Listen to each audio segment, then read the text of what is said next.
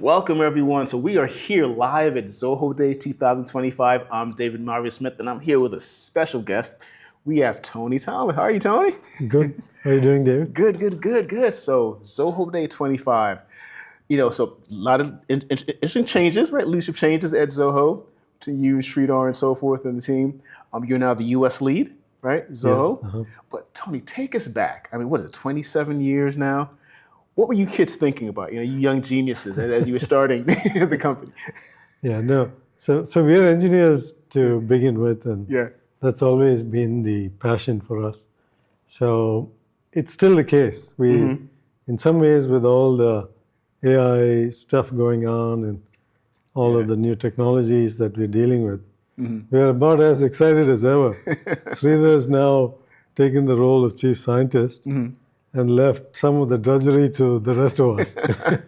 He's going to do all the fun stuff. But yeah, with his deep technology interest and his rural push, he's been wanting to do this for almost a couple of years. He's been pushing for it. I've been pushing back, saying, we can't afford to do this. Can't afford to do this. But I think finally, he prevailed, and he's now going to focus on that. Yeah, and so how do you define your role now as a US Lead? What's changed and what stays the same? Yeah, so for me, there's not going to be a lot of change. That I'm hoping to still spend some time on technology and new initiatives, and that's the first love, right? Right, exactly. So it's hard to give up that. Yeah. But we do have to put more energy into operations, getting closer to customers, setting up, field from sales to support to all of the things a customer needs, solution engineering. Yeah. So building that out is a priority now for Zoho. It fits with our product strategy where we are moving to a platform approach.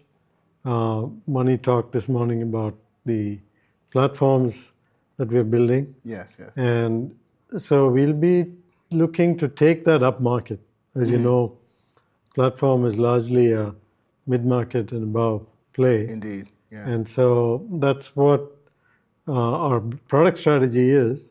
And we'll need to follow that up with having the resources close to customers that are providing solutions and helping them solve their problems. Yeah, and one thing I've seen Zoho, the growth, is I've seen you guys out more in spaces that I may not have seen you guys before. For instance, I am in San Francisco at another competitor's event, and I'm in the garage at the Moscone, and I walk out the garage, and on the floor is Zoho CRM. I walk outside the garage, and there's a taxi, Zoho CRM. And so I'm seeing, I walk into a random airport, Zoho. And so I'm seeing you guys a lot more vocal than I have, in the past years. No, I think our marketing guys are doing a good job of targeting the right demographic, I suppose. People who are in the community interested in these types of solutions. Yes, absolutely. So, but yeah, we are trying to, get more out there, be a little more outbound. A lot of our customers have been inbound. Yeah. We've been fortunate in that we've had a very good, deal flow, if you will. Yeah. But I think that is not sufficient to get some of the larger deals where there's a need to be there, to be more in front of customers, offering solutions to problems they didn't know we can solve for them. So that's where I think a big shift is going to be for the company. Yeah. And it'll take some time to really be a strong player in that segment. Yeah. But I feel great about the products we have. Indeed. And the opportunities we have. No, I think you have a right to be, because what I've seen is that, one thing, as I've covered Zoho, one of the things that I look at is the digital workplace as a whole. And I've always viewed it as this sort of unified conglomerate of all these different applications. But you guys were the first vendor, the first provider that I saw look at it in a similar way, not just as different apps, but how do those apps work in concert, right? So you have one platform, you mentioned different platforms, but I look at this as one main unified platform that you can then build solutions from to tackle, different business processes, different business workflows, and support those. And so, from Manu's section today, it was like, yeah, that's it, right? You have this main platform that's contextual, Yes. that you can bring to bear upon whatever business problem that exists. Yes, absolutely. And I think that's where we create value. At the end of the day, the cost of solutions, both in terms of the licensing fees and the implementation costs, as well as the risk enterprises take with being able to deliver solutions that work. Yeah. It becomes important as a company to give customers that assurance that we are going to be able to give them all dimensions of this. Yes. Product capability, platform capability that helps them build what they need to build that we don't have. Exactly. As well as a total cost of ownership and a solution, time to market that gives them what they need. So we have a lot of pieces there to deliver, but we're making great progress on all those fronts. Yeah, exactly. I think one of the things I like about what Zoho does, you seek to provide value more than overpricing, and I think it's a very subtle thing, right? Because you see a lot of software vendors, they just want nickel and dime and stuff, but you seek to provide the value first, at an affordable cost, so that TCO looks good, and then from a large enterprise spectrum, as you sort of chart to move into larger enterprises, the language needed to speak to those IT guys. So you're leading with privacy, security. That's their love language. You know this, right? And then, that's the love language in large enterprise IT. I agree. So in some sense, that commitment to customers, we have a certain different ethos from many other companies in terms of we like to look long term. And we see that as a strategic advantage. Yeah. And we want to play that. And that helps us deliver value to customers, as well as give them an assurance that we are committed to this. We're not here to make a quick buck or increases or prices next year. So we make the most in a short time. We see this as a long game. We would like to be there 20 years from now serving that customer. Yeah. That's the way we like to think. And so that can be a big advantage over companies that are much more short-term in their thinking. Yeah, exactly.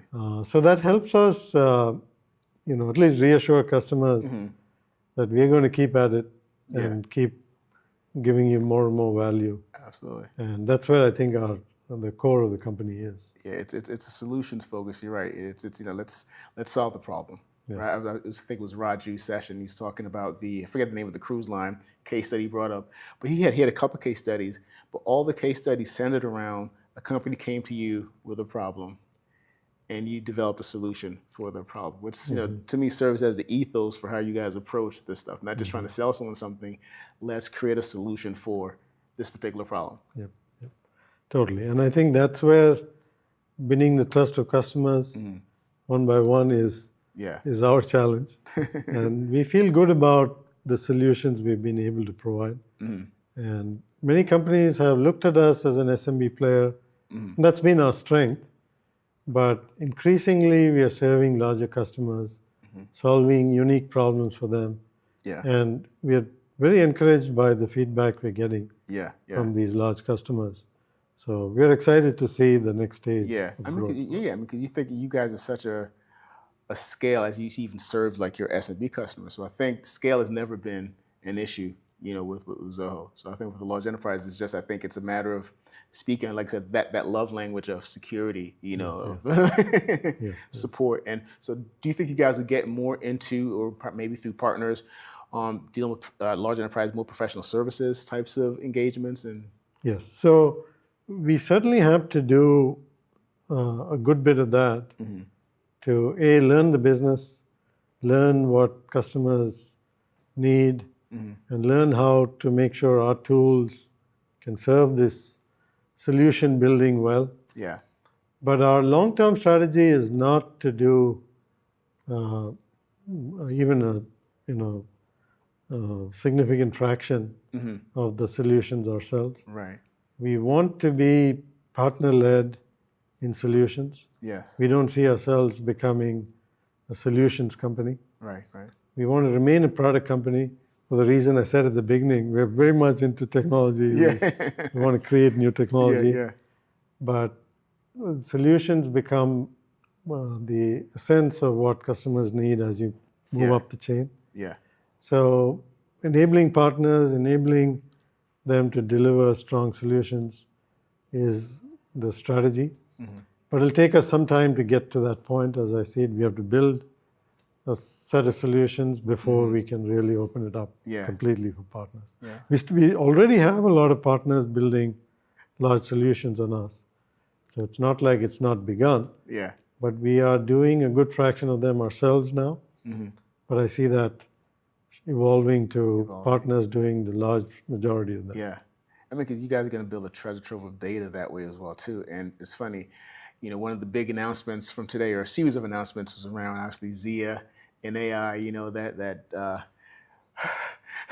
That popular two-letter acronym, right? And it's AI everywhere these days, right? Yes, yes. And in tech, I live now in the San Francisco Bay Area, and the Silicon Valley had their DeepSeek moment recently, and it's funny because thinking of the Zoho ethos, right? And, of always sort of thinking about through TCO and lower cost of ownership, and I wonder what's your thoughts on that DeepSeek moment that happened in enterprise. It's bigger than DeepSeek, right? It's bigger than just this one open source vendor from China. There is a movement or a realization, and that I think the Valley may have gotten exposed in a sense. Yes, yes. I think it was a great moment for companies that were unable to keep up with this massive investment. Right? In compute. It looked like a few companies were going to run away with this, and we all have to be begging at their altar or something.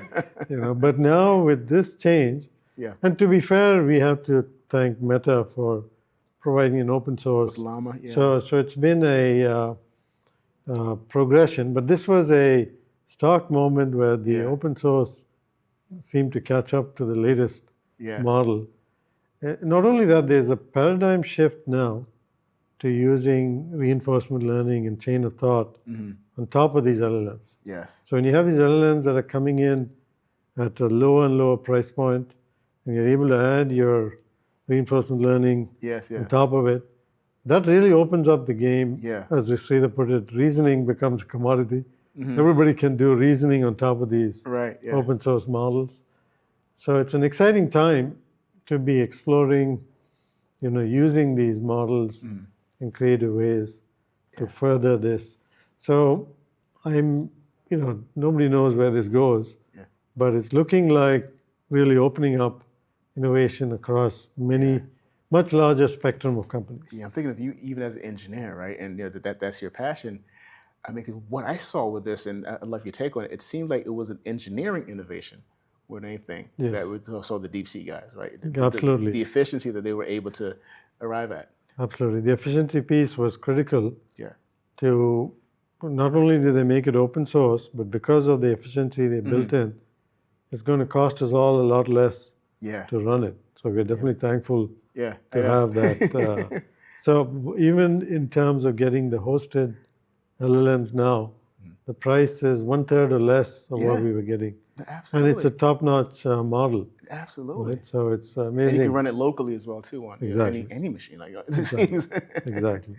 And I've seen the ripple effects too. I've seen even Google the other day released their Flash 2.0. A lot more features that would have been sometimes behind a paywall. That everyone's not realizing.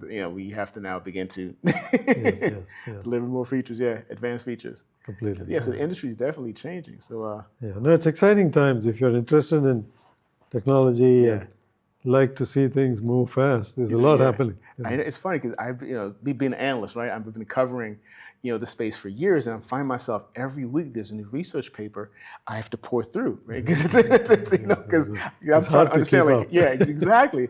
But that's one thing I like about the open source model, where they're transparent, so you can actually see what they did. And Yeah, I yeah. tested DeepSeek stuff, and you actually see the chain of thought, Yes, yes. you know, which is interesting to kind of be that transparent. You know? Yes, yes. No, it's great.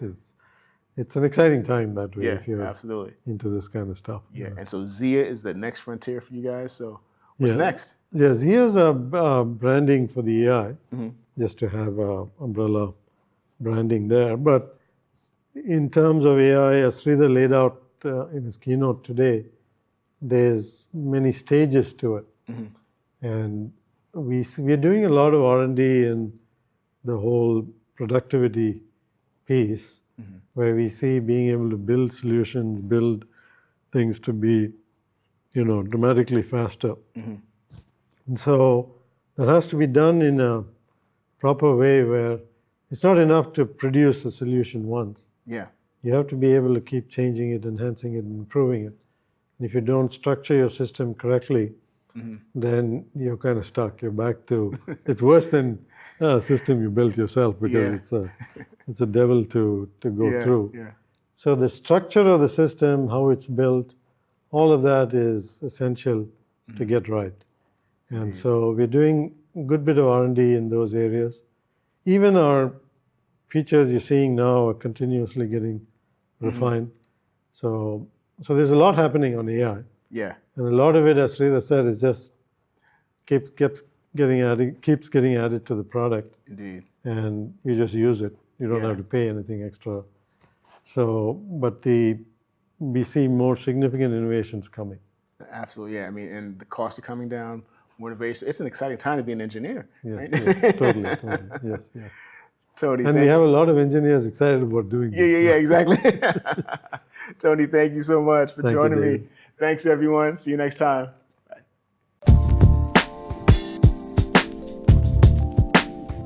Yeah, yeah.